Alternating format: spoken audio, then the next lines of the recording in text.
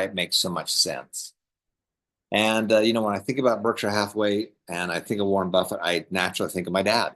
My dad is 4 days older than Warren Buffett, and I had a mini Warren Buffett that taught me the same strategies, the same systems that Warren Buffett taught his kids. Now, my dad didn't make the kind of money that Buffett did, but it didn't matter. Buffett just added more zeros to it. But they still have the same common sense. That's why I love Buffett so much. Now, one of the big things that I want to really emphasize is that he has a meeting once a year, which is his annual meeting, and it happens to be the first Saturday of every year. And years ago, he said, I'm going to meet with, I'm going to meet with everybody, all the shareholders once a year, and I'm there for the whole day. I'm going to answer all the questions that you got, and we're going to spend the whole day doing it. And that happens to be this Saturday. And it'll be at 6:30 a.m. Mountain Time is when we're going to start, which happens to be 8:30 in the Philippines, 9:30 in Japan. And we're going to be going through the annual meeting together. And what's great about it is that we'll be able to answer questions. We'll be able to do all kinds of wonderful things as we do this. Now, I've been to the convention live multiple times, but this will be something that we can do fun together. So I'm going to request all of you get there. Now, one of the big things I've been thinking a lot about is, what's the reason you're doing what you're doing? Why are you doing this? Why are you doing this? Why are you coming to class? Why are you studying? Why are you doing what you do, and who will it affect? That's really kind of a big deal. Why are you doing it, and who's it going to affect? Well, as we've been really working on the 7 steps, well, step number one really is bucket list. What's on your bucket list? But really what it is why are you making more money? Why are you studying? Why are you sharing with others? Why are you spending the time to put the systems in place? Why are you doing that? Because if you don't have a why, you'll never figure out how. And you've literally got to figure out why you're doing it. And then you got to figure out if it's worth it to you. Because everything costs time, energy, money, opportunity, everything costs. Now, for me, I grew up as one of 10 kids, big family, wonderful family, um, pretty humble beginnings. Um, there's always family to play with. There's always kids in the neighborhood to play with. I had a great upbringing. And my dad taught us kids about money at a very early age. He taught us how to be successful. And we didn't talk about it. We did it. We just did it. So as a teenager, I had my own stock account. I was buying stock and investing in stock. I can still remember laying on the floor with a newspaper, which had all the companies and the stock prices and the quotes on it, and right in front of the TV. And I spent hours just looking at these companies and understanding what they did and stuff like that. My dad was very encouraging to do that. I opened my own account, and it wasn't nearly as easy as it is today. I mean, it was a challenge, and commissions were really ugly. You paid a lot of money in commission. You couldn't start very easily. But we planted the seed. I started doing businesses. I started making money. As I'm making money, we had all kinds of other businesses and stuff that I had invested in, and I was making 12% on my money. I was doubling my money every 6 years. And so I got a chance to do these things. And so a big part of that was my dad. My dad taught me that. And the stuff that you learn, you think about, why did my dad do what he did? And why did he take some of the angles that he did? And what happened in his life and his parents' life and grandparents' life that affected him, positive or negative? And my mom and dad were both born in 1930, which was, Hitler really was elected in 1928. He didn't really get a lot of power until in the early 30s. He got more and more power as the economies were in real trouble. World War I left Germany in a shambles. And when they finally did the Treaty of Versailles, they really ganged up on Germany so that they had a real hard time getting out from underneath it. And that's probably one of the reasons they went back to war, because they just had to figure out how to be able to do that. And they thought that they were getting ripped off or whatever. But the point is that I had to learn And you go back and you say, well, why did my dad do what he did? And why did he hate debt so much? Not business debt, but he hated all kinds of debt, but he hated personal debt even worse than any of it. And you go back a couple of generations, and one of my family's great grandparents lost the family farm because they couldn't pay the taxes on it, and that affected grandparents, who affected grandpa, who affected my dad, who affected us. And so some of the stuff we learned was because of stuff that happened to him. So your job is to learn from the past. Learn from the past. One of the hardest things you're ever going to do is to learn by experience. That's the most expensive, the most painful thing you can do is learn by your own experience. Now, you want to learn from others as much as you can, and you're going to make mistakes. It's going to happen. It's just going to happen. But the key is that when you make a mistake, to learn from it. One, learn from others as much as you can. Ask questions. Learn how they did it. Why'd they do it? What was the reasoning for it? And you're going to make decisions, and you're going to screw it up. And you're going to have, I've had some doozies. And, I go back and look at it and say, well, why did I do what I did? Well, with the information that I had, I made the best decision that I could. Now, today, I would have known what are the questions to ask, who other people to talk with, other people to network with, stuff like that. And I wouldn't have done those same deals. But don't beat yourself up for having a failure. Beat yourself up if you didn't spend any time to really research it and ask other people and get other opinions on it. And you're still going to fail, but it's okay to fail. Fail fast and learn from it. And so that's the key. Now, why are you doing all this? Why are you doing this stuff? Well, because there's people you love that you want to help. Just like your parents wanted you to have a better life. I've been all over the world. I've been to 50 countries. And the one thing I know for sure is that parents all over the world want their children to have a better life. I've worked with people all through India, where we help women start small businesses. As they made money from those small businesses, they had extra money to put their kids in school. If you, in a lot of places around the world, if your kid doesn't go to school, they don't care.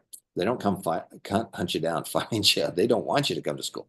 The parents got to make enough money to give them uniforms and get them into school and for nutrition and upgrade the home. So that's why we did so much in small businesses with women. And we used the Grameen banking and Muhammad Yunus's systems. And I did all that with Unitas and stuff. We actually still support a lot of those kinds of groups that do that. The one thing I know for sure is that these parents all over the world want their children to have a better life. They want their children to have a better life. I've seen 16 families in a unit that shared one bathroom. I've been all over the world. I've seen it's not how the other half lives, it's how the other 80% live. And our goal is to help you to get out of that. Our goal is to help you to win that. And why are you doing it? Why are you putting up with this stuff? Well, I'm just, I really think a lot about Ethan and his and Megan. They just had a brand new little baby, little Jojo. This little baby's less than a month old. I think of Daryl and Kath and little Kelsey. Why are they doing what they're doing? Well, it's to help them have a better life, but it's really for that daughter, Kelsey. It's for Ryan, Ryan and Hannah, and having this little baby Harmony. Why are you doing what you're doing? Why do you do what you do? Why am I doing what I do? Well, I've gotten all these special needs kids. We're celebrating my daughter's 25th birthday today. Her birthday's actually on Saturday, but she's turning 25. I'm 66. My oldest daughter's 37. My special needs son, 35, 30, 37, 38, gone fast. Why do you do what you do? Well, you're doing it because of somebody you love.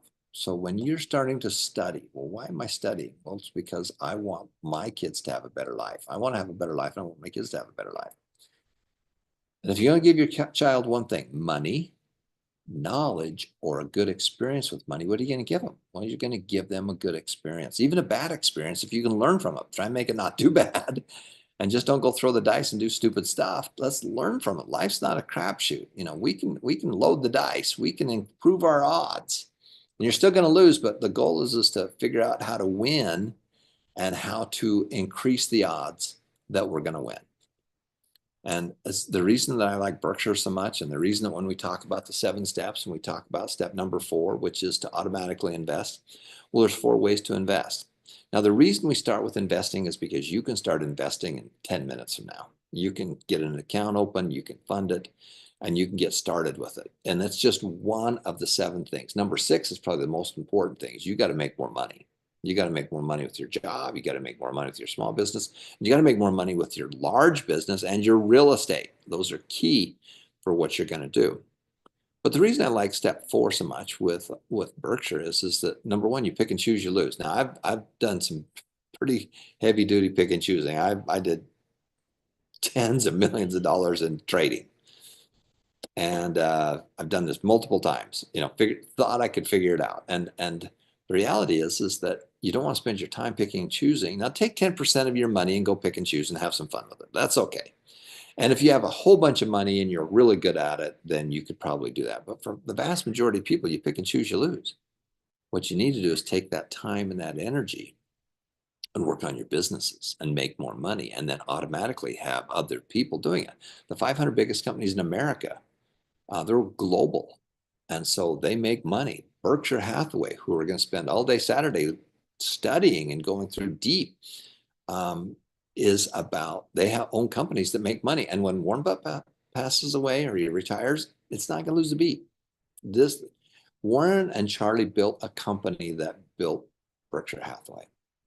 Okay, they have this organization that runs, and if something happens, I mean, Charlie passed away a little while ago, not a blip. When Warren goes, it won't be a big difference. When Walt Disney passed away and the brother Roy passed away, it actually improved because the new management didn't have some of the same hangups that the founders did, because the founders, when they built it, was a little more conservative because it was so hard to build. So the reason I like Buffett so much is that they have all these businesses that make money. They own all these businesses, make money. Now, the value of your stock is going to go up or down depending on supply and demand. If you got a lot of people that are selling, guess what? Then the value goes down. If you got a lot of people buying, then the value goes up. So it's the value. It's like your own home. If everybody comes into your neighborhood and everybody wants to buy a home in your neighborhood, guess what? The price of your neighborhood goes up. If everybody leaves that neighborhood, then the price goes down. The key, though, is that you still own the number of stock, the shares of stock. And one of the big things is that if you have companies that make money, when prices go up, guess what? They're number 1, 2, or 3 in the marketplace, and they're going to increase their prices because Coca-Cola has a bunch of addicts. People that buy Coca-Cola love it, and they're going to spend whatever it takes to get their fix on a daily basis. Berkshire owns Gillette razors. Well, men have to get up and shave in the morning. They own Fruit of the Loom clothing, which is underwear. People have to wear underwear, so they buy the things that people got to have. And they have businesses that make money. They have businesses that make money as well as companies that they've invested in. So number 4 is to automatically invest. And when I say that, they're automatically take money out of your savings, take money out of make money every month and get 10, 15, 20%, as much as you can into your long-term investing. And again, if you don't like the roller coaster, well, don't put it in, still put it into an investment account, because you can get a higher rate on a bond, on a loan. You can buy a 3-month CD, certificate of deposit, or a bond for 3 months, 6 months, a year, whatever it is. And you get a much higher rate than you can at the bank or the credit union, because they're not in the business of giving you money. They're in the business of taking your money and making more money off of your money. So that's why you need an investment account. And if you don't like the roller coaster, get on the bond side of it, the loan side of it, and it's just straight line. You're getting a 5% rate return. Boom. I mean, I was just talking to my sister last night. She's a little bit older than me. All she does is bond. She said, I'm not getting on the roller coaster, and it's going to make really good money, and it does. And she can sleep at night. There's no hero to zero. There's no roller coaster. Some of you guys are younger. You're going, I'm riding the roller coaster because I'm going to get an 8 or 9%, 10% rate of return. The key is to make more money. Now, with all that being said, your goal is to figure out how to make more money. Your goal is to figure out how to make more money. Your goal is, number 1, make more money. And then you get that down into number 4. You pick and choose, you lose. A mutual fund, you're paying somebody to pick and choose. And that's the problem. So that's why we like the S&P 500 so much, as well as Berkshire. Now, let me take you and just show you what it's done over the period of time so you can get a good idea of what this thing looks like. And so as you look at Berkshire's report, and I highly recommend that you go in here and look at and just search the Berkshire Hathaway report. And this is how they've done. And you go back to 1965, and this is compared to the S&P 500. So in 1965, and again, they had a much smaller amount of money in there, so they did it really well. And you can see over the years, it has many years that it's beat it. There's a few years that the S&P outperformed it. And there's years that everybody sold it. I mean, the company still made money, but how many people were selling the stock? So if you got a ton of people selling, then it went the other direction. But 2 years later, it bounced back up to here. So you can see this is what it's looked like. I mean, there's been massive years. And again, I'm not telling you what to do with your money. I'm just telling you what to do with the money that I give you. There's 1995, did 50%, lost 20%, went up 50%. Two steps forward, one step back. A lot of people, you look at, there's a 3-year period where it went up 52%, then it went down 31%. That's the roller coaster. If you don't want the roller coaster, just buy a bond. Just buy some bonds, invest in bonds. So you're not going to get this rate of return. But on average, the average over a 65-year period, that all the time that I've been on this earth, it's been 20%. If my dad would have taken $1 every day from the day I was born and put it into Berkshire Hathaway stock, I'd be a billionaire today versus the S&P 500. Now, if you take the last 15 years, we go back to like 2009 to 2024, the last 15 years, the S&P has actually outperformed it. So you can see there's a pretty good year right there. Pretty much the same number right here. You can see there's the kind of the differences in it, but it's outperformed it because it was so tech savvy. But over the last 25 years, the Berkshire has outperformed it. So those are two that we really like a lot. And again, the reason that we like those is because they own businesses. They're businesses that make money. They're businesses that make money. And when inflation hits, guess what? They raise their prices. Because they're the biggest. When Coca-Cola, when whatever happens to the marketplace, Coca-Cola is going to raise their price, and people are still going to drink it because they're not going to go with something else because they want Coca-Cola. So that's why we do what we do. So the 4 ways to invest. I don't recommend you pick and choose. If you want to take 10% of your asset allocation and go pick and choose, go have fun with it. Maybe take 20%. But remember how much time and energy. You only got so much brain power, you got so much energy, and you got so much time to think about what you're doing. So that's why I spend the vast majority of my time in building the businesses and then automatically give it to the 500 biggest companies. And you can see some of those years went up 15, 20%, but on average, it's been about 12%, 12, 13%, which means it doubles every 6 years. So that's where I would get started, guys. And that's why we like Berkshire so much and the S&P 500 so much. And again, of the 7 steps, we want you to get started in investing. We know that if you start investing, then everything changes.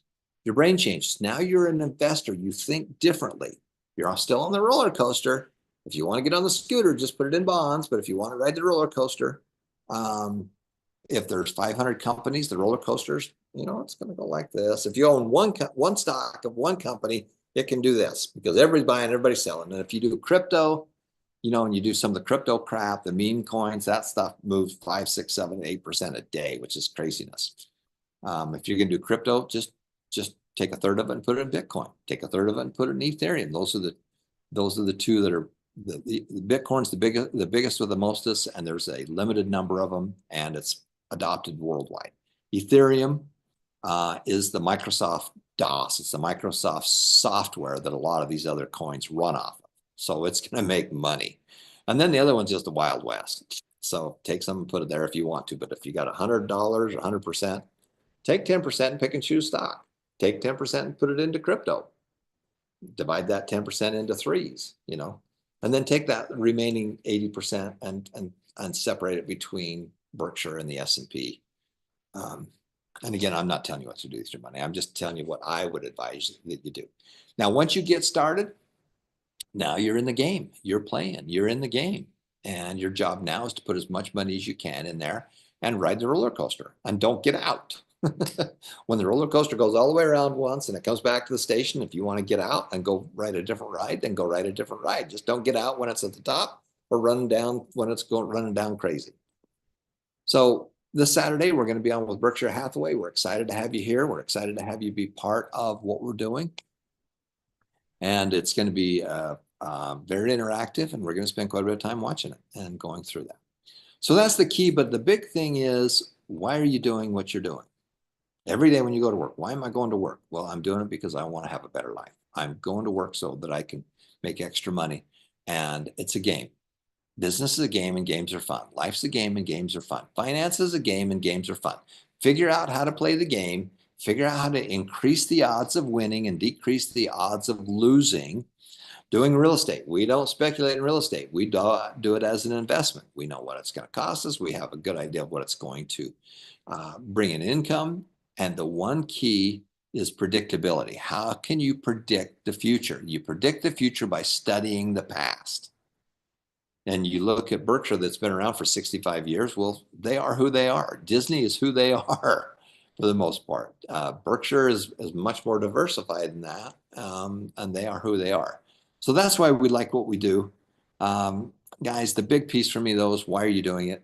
You know, what's on your bucket list? Bucket list first, and why are you doing it? And then just do the 7 steps, and it's a game. Wealth is a game, money's a game, and games are fun. Thanks for watching.